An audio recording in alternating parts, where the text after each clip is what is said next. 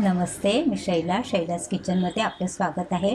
आज आपण गुलाबजाम कसे बनवायचे ते बघणार आहोत। तर त्याच्यासाठी लागणारं साहित्य आहे, 1 वाटी मिल्क पावडर घेतली आहे, अर्धा चमचा तूप घेतलं आहे, पाव चमचा बेकिंग पावडर घेतली आहे, 2 चमचे दही, 2 चमचे दूध, 1 चमचा आणि पाव चमचा, सव्वा चमचा बारीक रवा घेतलाय आणि 3.5 चमचे मैदा घेतलाय। हे आपल्याला पीठ मळून घ्यायचं आहे। त्याच्यानंतर आपल्याला लागेल तळण्यासाठी तूप। पाक बनवण्यासाठी आपल्याला या वाटीचं माप घेतलंय, 1.5 वाटी साखर घेतली आहे आणि याच वाटीच्या मापाने 1.5 वाटी पाणी घेतलेलं आहे। नंतर आपल्याला पाक बनवणार, त्याच्यामध्ये आपल्याला गुलकंद, रोज गुलकंद इसेन्स आहे तो 2 थेंब टाकायचा आहे आणि 2 वेलची घेते, थोडीशी अशी खोलून घ्यायची, 2 वेलची। नंतर आपल्याला स्टफिंगसाठी गुलकंद आणि पिस्ता बारीक कापून घेतले आहेत। पाक बनविण्यासाठी आपण टोप ठेवला आहे, टोपामध्ये आपण 1.5 कप पाणी ओतलंय आणि 1.5 वाटी साखर। गॅसची फ्लेम हाय करायची।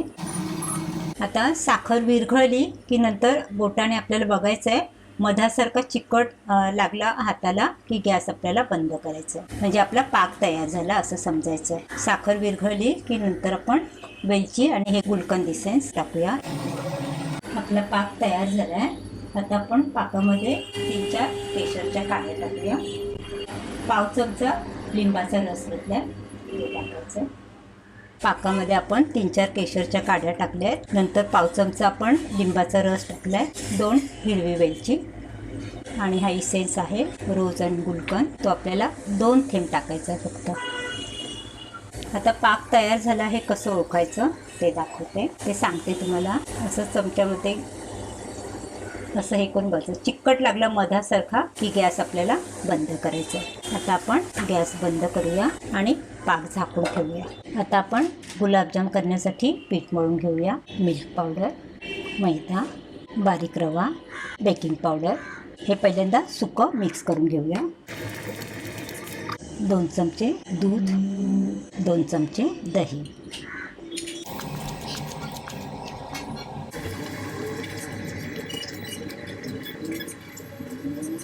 आता मिश्रण चिकट झाले तर थोडंसं तूप घ्यायचं, म्हणजे हे आपण अर्धा चमचा तूप घेतलाय, तुपाचा हात लावून मग ते व्यवस्थित होतं, हाताला चिकटत नाही।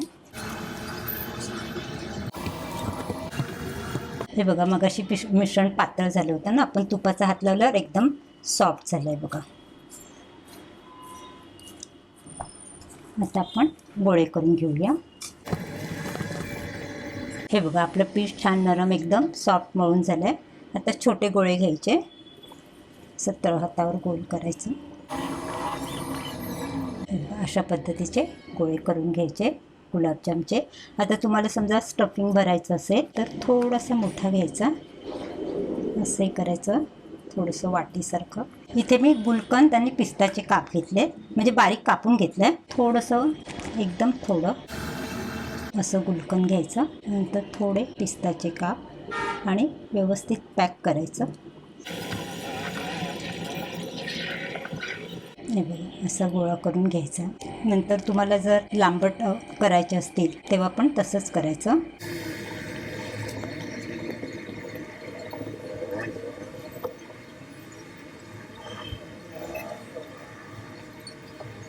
हे बघा, असे लांबट पण तुम्ही करू शकता। अशा पद्धतीने आपण गुलाबजामचे सगळे गोळे करून घेऊया। गुलाबजाम बनवून घेतले, तूप गरम करायला ठेवलंय मी कढईमध्ये, तूप वापरू शकता किंवा तेल पण वापरू शकता, किंवा थोडं अर्ध तेल आणि अर्ध तूप असं पण तुम्ही वापरू शकता। आणि थोडंसंच गरम करायचं, खूप कडकडीत गरम नाही करायचंय। आता आपण गुलाबजाम सोडूया तुपामध्ये। गॅसची फ्लेम लो ठेवली आहे, 2-3 मिनिट झाले की फक्त झाऱ्याने असं हलकंसं हे करायचं, आपल्याला हलवून घ्यायचे। हे बघा, बुडबुडे दिसत आहेत, एवढं हलकंच आपल्याला गरम करून घ्यायचं। खूप कडकडीत गरम केलं तर बाहेरच्या बाजूने शीत तळले जातील आणि आतमध्ये कच्चे राहतील, म्हणून एकदम थोडंसंच गरम करून घ्यायचं आहे। मगाशी आपण तुपामध्ये गुलाबजाम सोडले तेव्हा किती छोटे होते, आता बघा फुलले आहेत, आणि हलक्या हाताने चमच्याने असं फक्त असे फिरवून घ्यायचे, सगळीकडे तळले गेले पाहिजे चांगले, आणि गोल्डन कलर झाला की आपल्याला काढून लगेच पाकामध्ये टाकायचे.